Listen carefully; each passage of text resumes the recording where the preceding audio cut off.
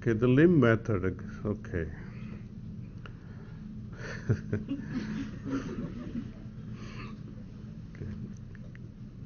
Maybe we can just just as we have this guided cleaning for abhyasis, let's do the guided cleaning of limb method for preceptors. Okay. So when I have decided that I am going to use this particular method of limb cleaning on an abhyasi in one sitting, I would offer him chair. I would not make him sit with folded legs.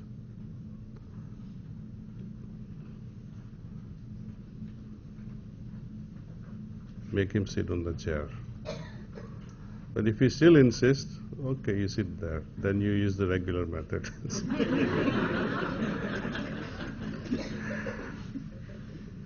Because it's so annoying with the twisted legs, and you transfer this to this way, and this to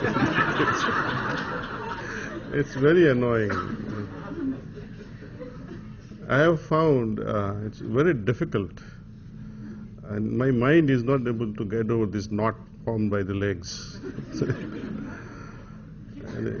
Because there is a interference with the flow of energy. And when they sit also like this, generally I like it that you fold your legs and sit with your hands also folded. But I make them sit like this. Put your hands like this today, I tell them, see. And tell me how you feel. That's all. There is no other explanation to be given. You just sit comfortably like this.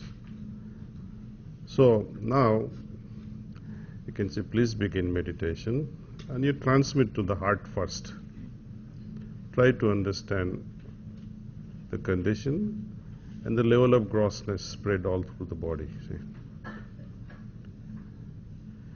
Gently connect the mind of abhyasi with the source. Imagine that flow is descending.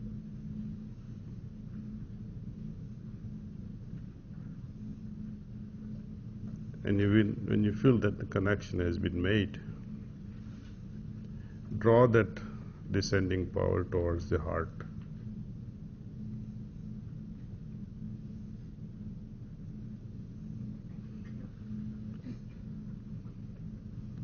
Then slowly, very gently,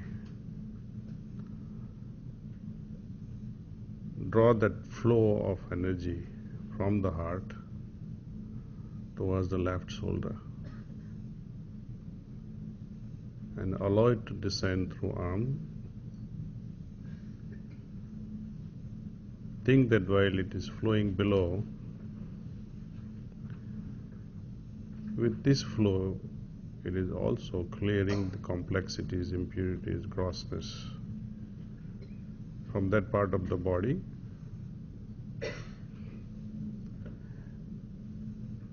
And now flow is allowed to move out of your fingertips along with the impurities. Stay with this for about 2 to 3 minutes.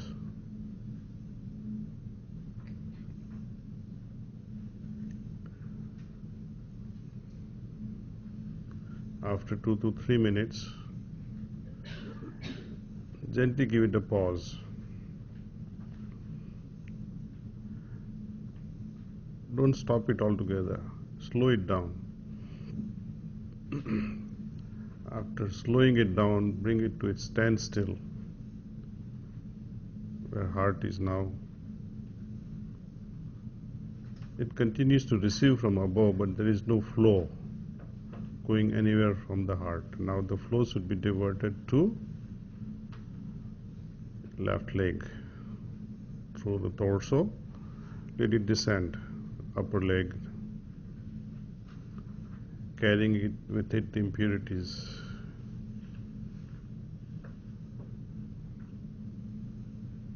Through the extremities of the feet.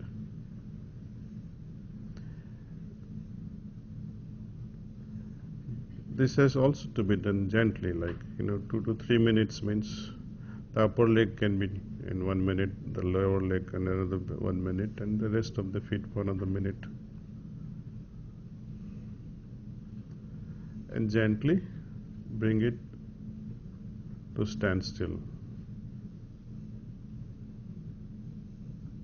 slowing the speed of this flow and bring it to standstill. So now heart is back to where it was, in receiving mode, see, from above. Pay attention to the heart and draw that energy towards the right shoulder.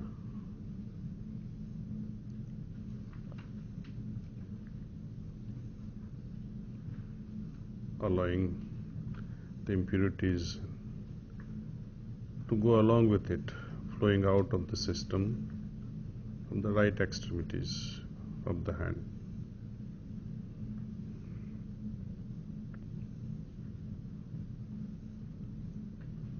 And this can happen for 2 to 3 minutes.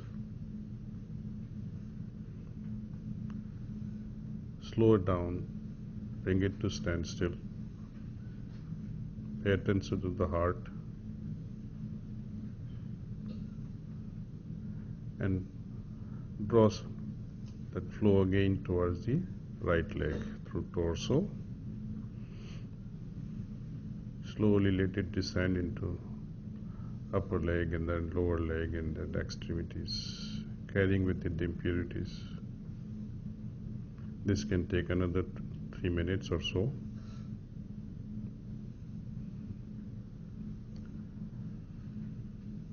Slow it down and bring it to standstill, and now pay attention to the heart.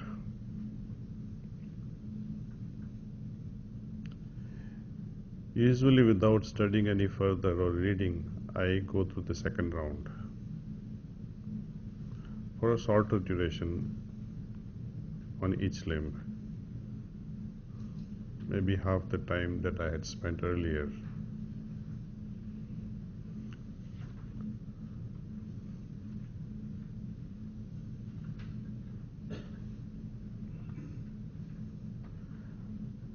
Then when all the 4 limbs are over again in the second round, you pay attention to the heart,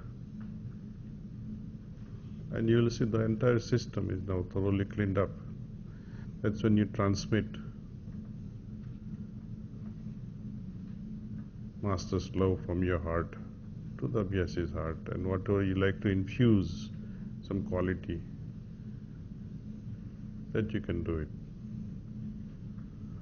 while you are transmitting. And then you can call off the sitting, saying that's all.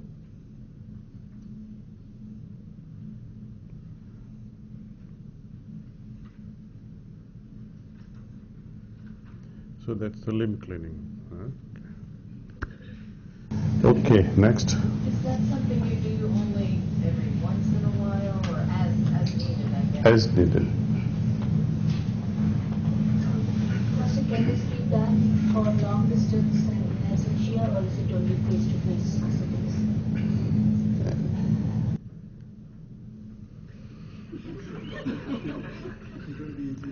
I'll give you a small story. I'll share with you a very funny story though. The father and son is a good team. Father was a perfect thief in the town, getting older. So son is worried that my father must teach me how to steal properly, masterfully, because he is the master thief of the town, see. So before he is dying, there's one request he makes to his father. He cries out to him, please Dad, teach me how to steal. So father takes him on a round. Let's go tonight. First thing is to identify the house. Find a good mansion. So he teaches him, identify the house. Okay, fine. He identifies. Okay, now what time shall we attack? So they do the 1 week of investigation. See, what's that house coming and going, and when it is the quietest at night, by midnight, past midnight, they attack the house. Okay, the boy goes in, father also follows him. So father says, now look for the chest. Look for the shiniest one, it must be golden one. So they find a nice looking chest, big one, and say, now open the lock. So they manage to open the lock. So father says, go inside the chest and start throwing the stuff from inside. Son jumps into the chest. Father locks him in. From outside he locked him. So son keeps on screaming, take me out, take me out. What are you trying to do? Get me caught with this man? Okay. But the father then making noise, he leaves the house. The whole house is up and ready to, what has happened in the house. They try to catch a thief. And this fellow is making noise inside the chest. So they make the maids open the chest. The householder. And she comes, the two maids come with candles. Moment they put the candle towards the chest, this little boy, he blows the candle away. So it's all dark again. And like making a sound of a cat, he jumps out of the chest. He runs out of the house. The whole village sees him, so they go after him. So he takes them to the jungle area. Nearing the well, he takes a stone and throws it into the well and makes another big sound of a cat. And he hides behind the trees. The villagers say, oh, that stupid cat now has jumped into the well, or the thief has jumped into and killed himself. So goes back to his house, getting angry at his father. What the hell did you mean by doing all these things? What nearly got me killed. So father says, I cannot teach you every house and every move. Every situation will be different. I can't teach you, and I'm not going to be there with you forever. You have to find your own ways and means of how to handle each situation, how to handle each house. So to answer your question, I can't teach you every little thing. So, I mean, how far you want to go with every, hand picking and say, okay, let's do this, let's do that. It's masters have given us enough of trust and responsibility. Do if you make mistakes, so what? What will happen? Instead of taking the left hand first, you did the right hand first. Or by mistake, you give somebody a sitting, instead of cleaning from the side, you use the limb method. What wrong can happen? See? Okay.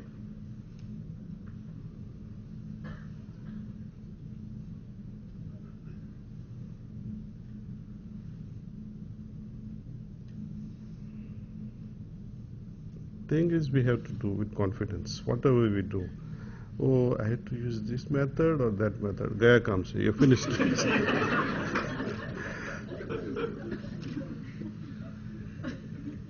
Even deciding a method ruins your spirit.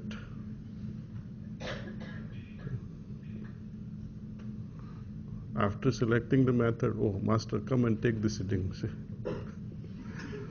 You should have allowed him to select first.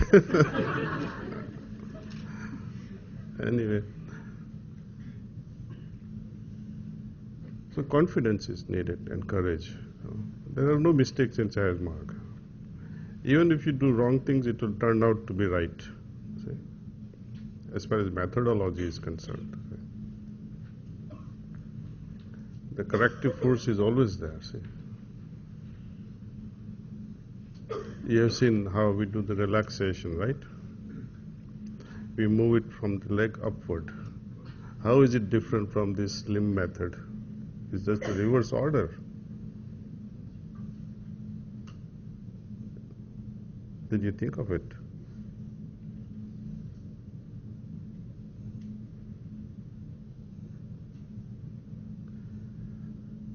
So after each meditation, suppose in the beginning of meditation we are trying to establish a completely relaxed state for ourselves, right? And after meditation,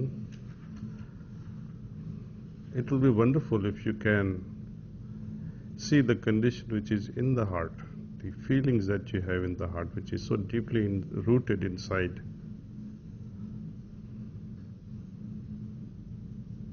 With each breath, try to deepen it.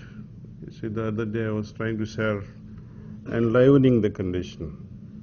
Right? What is meant by enlivening the condition? Babuji says we can protect and make this condition mine by 3 little steps.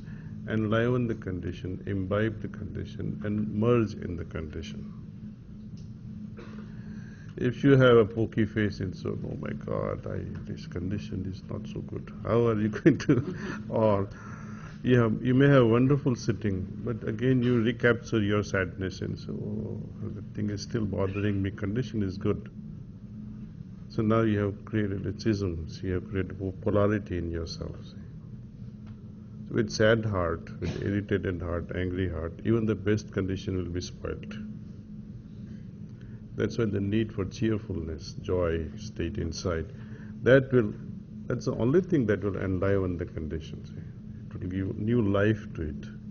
Spiritual conditions that is bestowed upon us, or that condition we bestow upon abhyasis, they are only in seed form. See, if you remember Babaji's beautiful statement, God was not a fool if he could create seeds instead of creating the trees. So he solved the problem of, which came first, seed or the tree? The seeds. The condition in the seed forms are given to us. It is through our devotion, love, we allow it to grow within. So how is that going to happen? Enliven it, the condition. The seeds, they must be brought to life. Water it with love, with devotion. Paying attention is watering the condition, say. And imbibe it.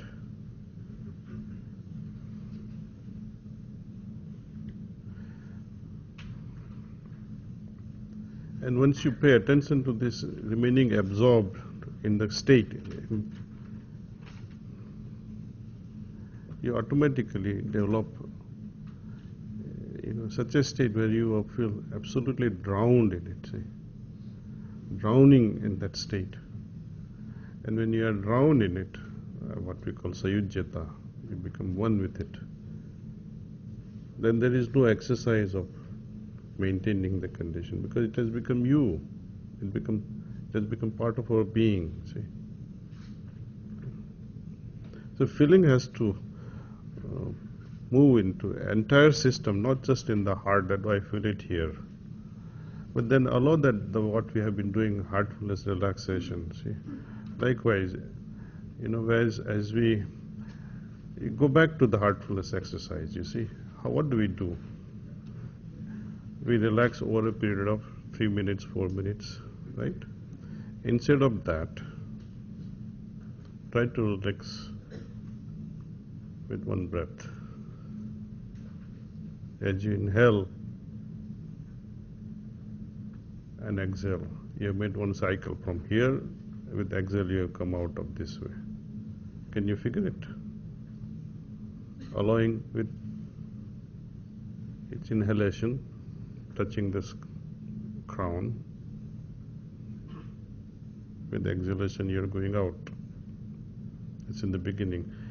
We teach relaxation to people.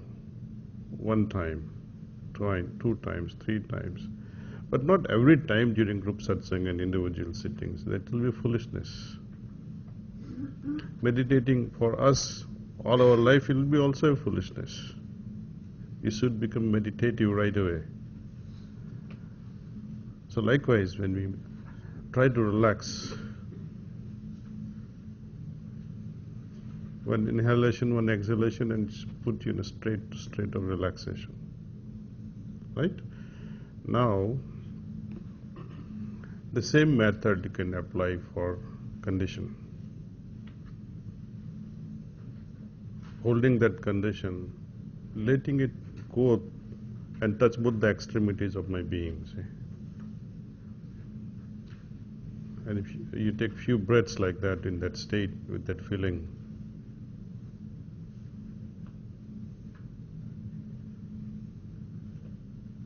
this is the easiest way of mastering the condition.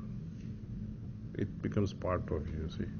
Let every nook and corner of your body feel that conditions. Though you feel it in your heart, though you feel it in your mind, let every cell of your body recognize this presence. And let it travel with these few breaths and sit like that, breathe like that for some time.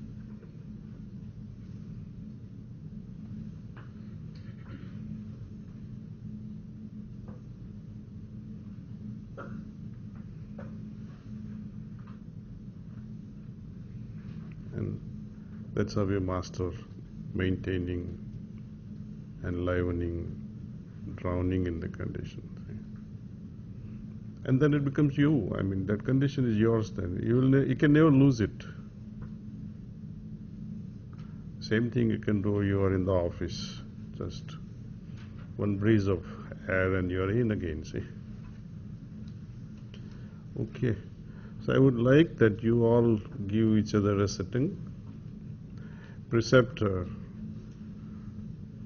We are all preceptors, right? But receive sitting as good abhyasi, as if you are doing it for the first time in your life. Remember your first sitting. Make it your first sitting today and observe. So let's do this exercise for half hour and then you break for lunch and then we'll see. I'll see you around 5:30. Okay, thank you.